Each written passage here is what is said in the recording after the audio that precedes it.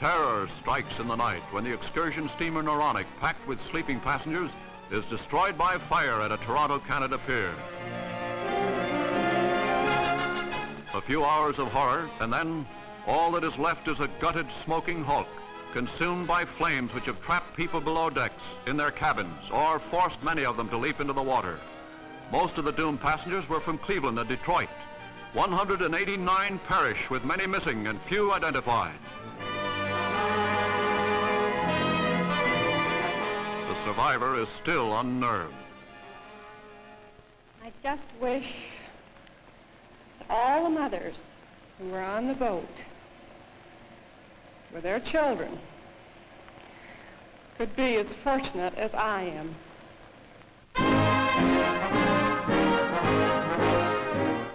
The first outstanding victory in the Cold War between East and West is the end of the 10-month blockade of Berlin. Charlottenburg Station is again linked with Western Germany as trains begin to roll into the once isolated city.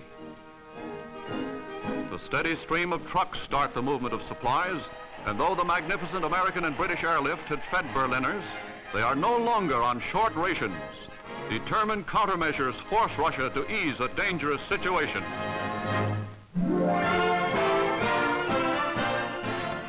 Lucky Lady, an Army B-50 bomber, takes off from Fort Worth, Texas on a super-secret mission. Only the 14 men aboard and a few top Army men in Washington know that its planned performance is to remind potential enemies of America's might in the air.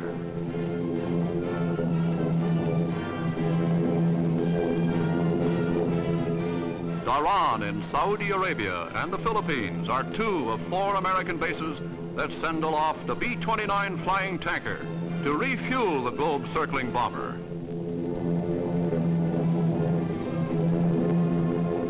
The two pilots talk each other into position, and the gas begins to flow. Hawaii sends more gas aloft, and soon, Lucky Lady is due at home.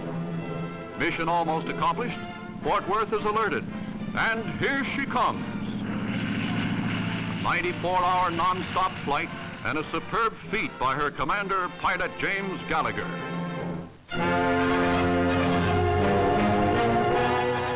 With the Red Army conquering China, fear-ridden Shanghai crowds see nationalist soldiers vent their fury upon suspected communist sympathizers who are executed in the streets with little ceremony.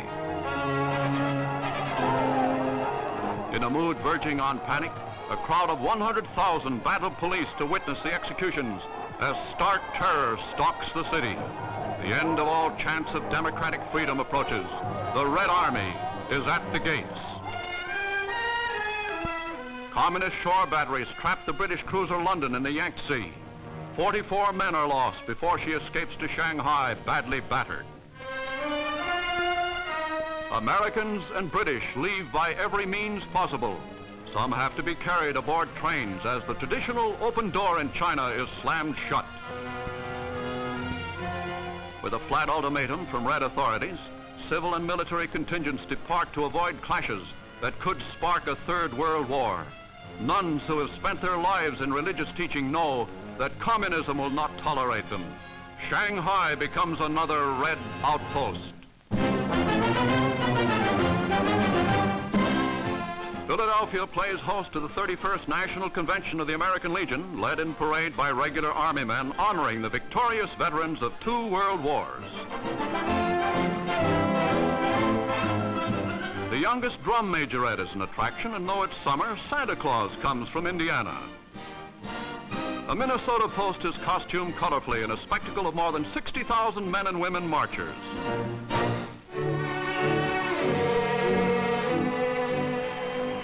$50,000 of Rome's school children throng the Piazza San Pietro in Vatican City to greet Pope Pius on the 50th anniversary of his priesthood.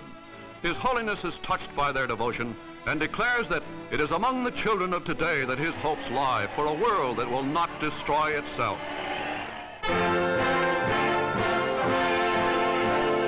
Lester Pearson, Canada's minister, signs. Robert Schuman, French foreign minister, joins his country with democratic nations. Ernest Bevan of England signs the agreement to aid any signatory nation attacked by an aggressor. United States Secretary of State Dean Acheson signs, and President Truman keynotes our nation's reason for the historic pact. The treaty we are seeing here today is evidence of the path they will follow. If there is anything certain today, if there is anything inevitable in the future, it is the will of the people of the world for freedom and for peace. Later, the President signs the bill providing funds for military aid to Atlantic Pact nations.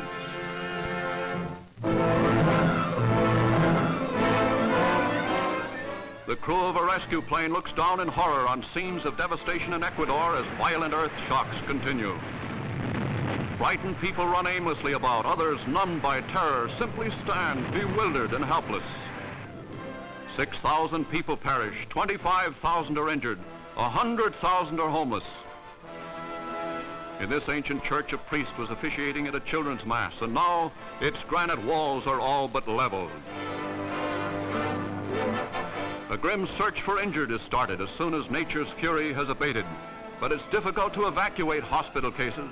Roads are blocked, rivers are swollen, all forces seem bent upon heaping an agony of suffering upon those already sorely afflicted. Practically the entire Western Hemisphere rallies to the help of Ecuador, many times shapen by quakes, but rarely suffering such ruin, horror, and grief.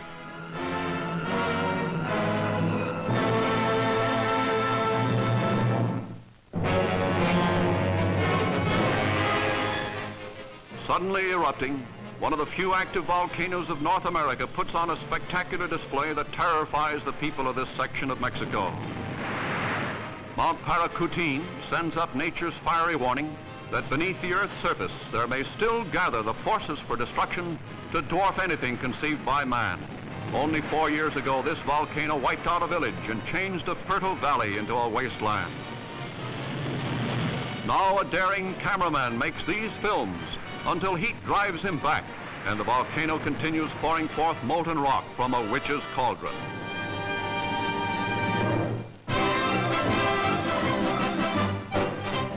There goes the flag, signal for the start of the 500-mile Memorial Day race at Indianapolis.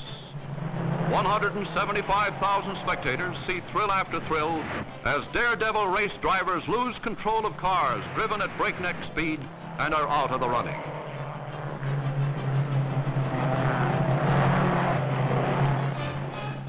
Here's a driver leading on the 24th lap when he loses a wheel and the car bursts into flames as it crashes the wall near horrified spectators.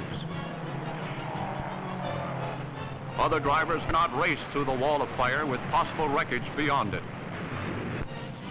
And here's Bill Holland, who finished second in 47 and 48. He's going to get the winner's flag at last as he flashes to victory.